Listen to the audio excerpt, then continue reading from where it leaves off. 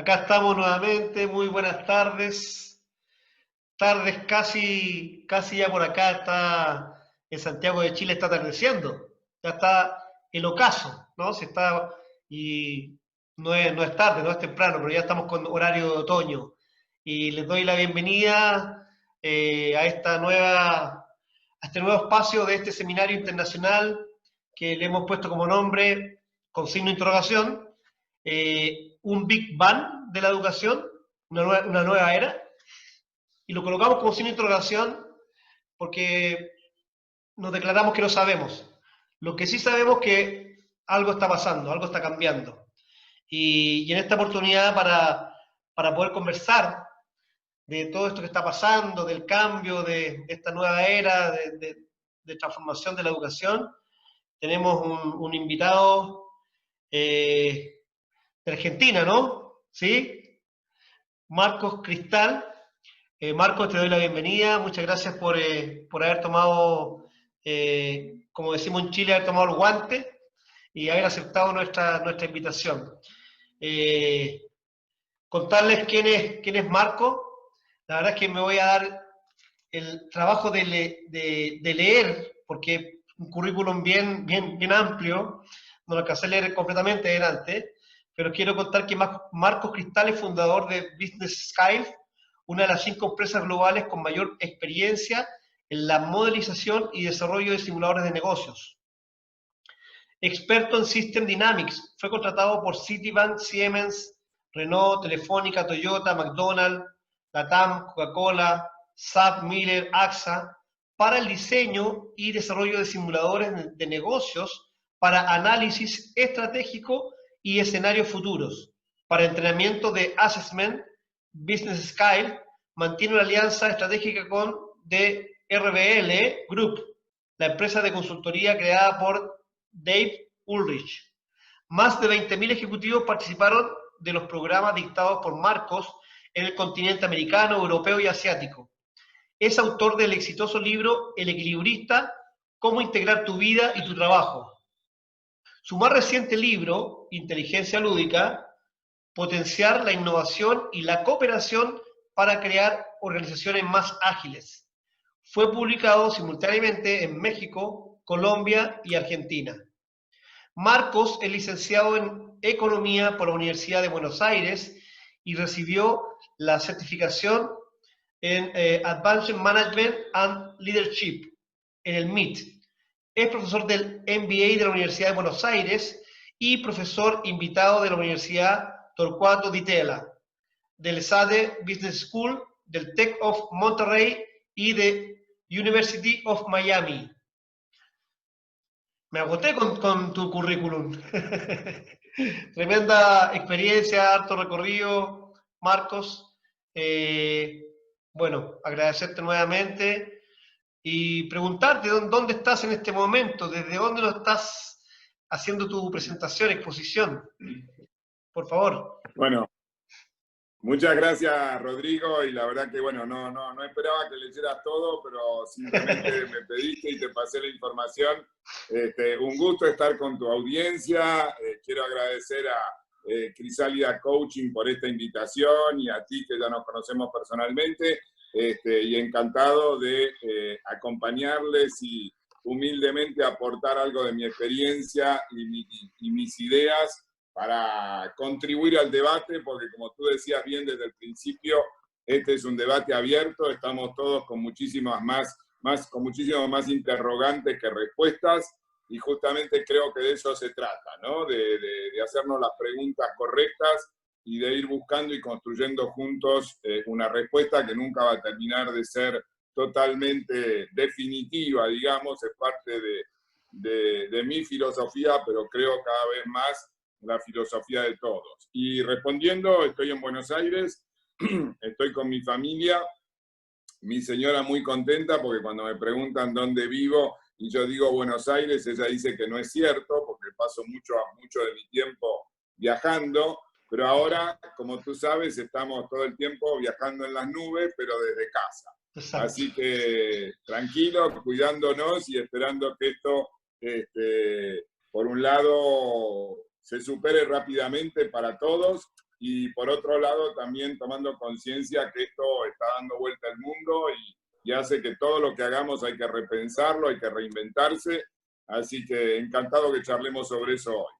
Bueno, Marco, en esta oportunidad Marcos nos va a abordar, que lleva como título su exposición, eh, Inteligencia lúdica, un nuevo mindset para aprender, cooperar e innovar.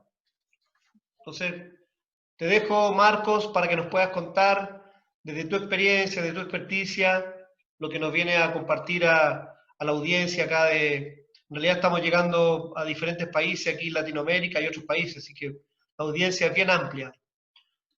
Bueno, muchas gracias, Rodrigo. Nuevamente un gusto, no sé con quién estoy conversando en este momento, pero encantado de tenerlos aquí escuchándome y ojalá podamos crear algún tipo de diálogo y que Rodrigo les pase también mis datos como para que quienes quieran me respondan, me den feedback y también podamos seguir pensando juntos. Como decía recién Rodrigo, la idea es contarles un poco cuál es mi visión del tema de lo que yo denomino inteligencia lúdica, que es el título también de mi último libro, y que yo creo que es una formidable respuesta para pensar diferente a muchas de las cosas que hoy la pandemia nos está desafiando, aun cuando obviamente no fue escrito después de la pandemia, sino antes de eso. Y básicamente me gustaría hacer una primer distinción importante. Y la primer distinción es que nos preguntemos de qué se trata la educación. La educación es difundir saber, es generar saber en la gente, o fundamentalmente la clave está en enseñarle a la gente a saber hacer. Y yo parto de la convicción que el saber lo da el conocimiento, pero el saber hacer lo da la experiencia. Y de hecho, les desafío a que nos preguntemos y cada uno de ustedes se pregunten si todo lo que hoy saben hacer lo aprendieron escuchando a gurúes o leyendo libros, o fundamentalmente lo aprendieron a partir de equivocarse, de cometer errores, de aprender haciendo, y que a través de el trabajo y de probar cosas y demás, uno es donde realmente aprende. Y esa es mi convicción, y desde ahí voy a partir para plantearles muchas de las cosas que les quiero comentar acá. Y la primera es preguntarse, ¿cómo se hace para aprender a hacer antes de hacer? ¿Es posible aprender haciendo antes de salir a hacer? Y en la universidad, en las escuelas, en los programas que organizan las empresas, siempre aparece el tema de que sí, es bueno ganar experiencia real, pero la cuestión es cómo podemos ayudarle a la gente a aprender a hacer antes de hacer, aprender o ganar experiencia antes de salir a la vida real y jugar con recursos reales. Y ahí es donde yo quiero retomar un aspecto muy importante de lo que es mi enfoque, pero que no es solamente mi enfoque, sino el de muchísima gente que hoy está revalidando la importancia de lo que es el impulso lúdico en todos los individuos, en todos los seres humanos. Y ustedes coincidirán conmigo que los seres humanos vienen dotados por lo menos de dos impulsos importantes. Uno es el sexual, que es el que ayuda a que la especie sobreviva, y otro es el impulso lúdico. Y el impulso lúdico, ¿con qué tiene que ver? Tiene que ver fundamentalmente con que nosotros necesitamos descubrir el mundo en el cual estamos, necesitamos aprender a interactuar, y por suerte la naturaleza, para aquellos que son religiosos, Dios, no importa tanto quién generó esto, sino que en el ser humano el impulso lúdico es la clave que desde pequeños, incluso muchos hablan de antes de que uno salga de la panza de la madre, ya uno empieza a jugar, y ese juego es la base que nos permite entender el mundo y aprender a interactuar con otros e interactuar con ese mundo. Ahora, el impulso lúdico es algo que en realidad no podemos frenar, pero es algo voluntario. Nadie te obliga a jugar. Y el otro aspecto importante del impulso lúdico es que nos atrapa, nos despierta permanentemente entusiasmo. Otra característica del impulso lúdico es que siempre desemboca en elegir opciones y en llevarlas a la práctica. No existe un juego solamente teórico. Siempre hay algún tipo de práctica que implica el impulso lúdico, digamos, o el jugar. Después también el juego implica siempre un aprendizaje, y diría un aprendizaje permanente, porque uno nunca termina de aprender a jugar al ajedrez o cualquier otro juego en el cual se meta. Después, en general, los juegos implican cooperar con otros, implica también competir con otros, con todo un tema que después podemos hablar mucho sobre la importancia de la cooperación, de la competencia, de cuánto los seres humanos son más competitivos o más cooperativos. No nos da el tiempo ahora para entrar en eso, pero la otra característica importante de lo lúdico es que en general nos entusiasma cuando aparecen situaciones inesperadas, y eso es parte de cualquier juego. Ahora, el desafío para mí es que ese impulso lúdico, que fue característico, digamos, de la época más inicial de nuestras vidas, hasta dónde eso desaparece cuando somos adultos. Y es interesante que Freud, el padre del psicoanálisis, en un articulito muy pequeño comenta que en realidad el impulso lúdico no desaparece en los mayores, sino que se transforma. ¿Y en qué se transforma? Y él dice, la característica del juego es que uno imagina mundos y después entra a jugar en esos mundos y trata de que esos mundos formen parte de una realidad. Cuando somos niños es una realidad imaginaria. Cuando somos grandes seguimos con la misma actitud de buscar, imaginar mundos, pero con la gran diferencia que los tratamos de llevar a la realidad. O sea que en realidad no dejamos nunca de imaginar mundos, y cualquiera de nosotros cuando piensa en la historia de su pareja o de sus parejas, cuando piensa en la carrera que eligió para estudiar, cuando piensa en los trabajos que hace, etcétera, hubo un momento previo de jugar con la imaginación y decir cómo sería ese mundo, cómo me veo yo terminando una carrera, cómo me veo yo trabajando como profesor, como albañil o como lo que sea. Entonces, en los seres humanos mayores también aparece esta capacidad, este impulso lúdico, pero que se traduce en imaginar mundos que después llevamos a la realidad. Ahora, ¿de qué hablamos cuando hablamos de inteligencia? Bueno, yo diría que hay básicamente tres cosas que caracterizan a la inteligencia. Una es entender el mundo en el que estamos y los desafíos que nos presenta. Un segundo aspecto es identificar opciones para responder a esos desafíos. Y un tercer aspecto es tener la capacidad de elegir cuál sería, desde nuestro punto de vista, la mejor opción. Y ahí, obviamente, esta es la definición, si se quiere, más clásica de inteligencia. Ahora, si ustedes lo piensan, en el trabajo, sobre todo en el trabajo de las organizaciones, hace 200 años, cuando alguien le decía, bueno, la inteligencia implica pensar. Ahora, si ustedes lo piensan y se recuerdan la famosa película de Carlitos Chaplin, en donde aparecía una parodia de lo que era la revolución industrial, lo que claramente se le pedía a Carlitos Chaplin y a la gente, a los trabajadores de hace 200 años, era, por favor, no pienses. Lo que tienes que hacer es, y lo decía claramente Taylor, un ideólogo de esta teoría de las organizaciones en la época de la Revolución Industrial, él decía, esto fue a principios del siglo pasado, tú no pienses, tú haz lo que te decimos que tienes que hacer, porque para pensar le pagamos a otra gente. Difícil pensar en algo más inhumano que decirle a una persona que no piense, pero la realidad es que si pensaban se distraían y lo importante era hacer todos los días la misma tarea repetitiva sin pensar para ser más productivos.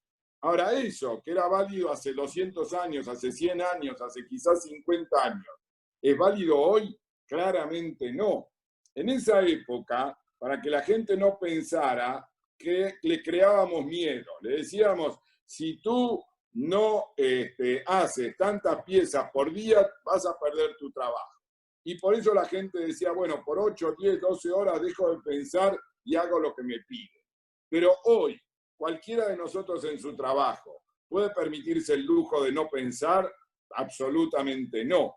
Necesitamos pedirle a la gente, hoy tienes que pensar, porque cada cliente, cada alumno es distinto y nos requiere una respuesta distinta de parte nuestra. Ahora, ¿cómo hacemos para que la gente esté motivada para pensar en su trabajo? Y creo que muchos de los que me escuchan son docentes y probablemente cuando uno elige la docencia no es para hacerse millonario, es porque tiene una vocación. Ahora, en muchas tareas que ustedes saben que existen hoy en día en las organizaciones, la mayor parte de la gente no está entusiasmada con su trabajo. Y para pensar hay que estar entusiasmado, si no uno como que tiene menos motivación para hacerlo. Entonces, hay una interesante frase de Piaget, y aquellos que son docentes lo conocen muy bien, y le elegí especialmente por eso, para esta charla, en donde él dice, la inteligencia no es lo que uno sabe, sino lo que uno hace cuando no sabe. Y efectivamente de eso se trata hoy. Si alguno de nosotros tuviera la respuesta a todas las grandes preguntas que nos planteó la pandemia, obviamente sería muy fácil. El tema es cuán inteligentes somos para poder encontrar respuestas cuando ya las respuestas que tenemos no alcanzan o no sirven. Y aquí quiero de alguna forma relacionar lo que estoy hablando con el tema de esta charla y de mi libro, que es la inteligencia lúdica. Y acá yo trabajo mucho con las organizaciones, con las empresas, y entonces está lo que las empresas le piden a la gente que haga como trabajo, y está lo que cada uno de nosotros como trabajadores de esas organizaciones quisiera, ¿sí? Y muchas veces hay como una gran distancia entre lo que yo quiero hacer en mi trabajo y lo que a mí me dicen que debo hacer. Y si no logramos crear el puente entre y lograr transformar que lo que debo es lo que yo quiero, muy probablemente las personas no pongan todo su pensar porque no sienten ganas de hacerlo. Y acá viene para mí la clave.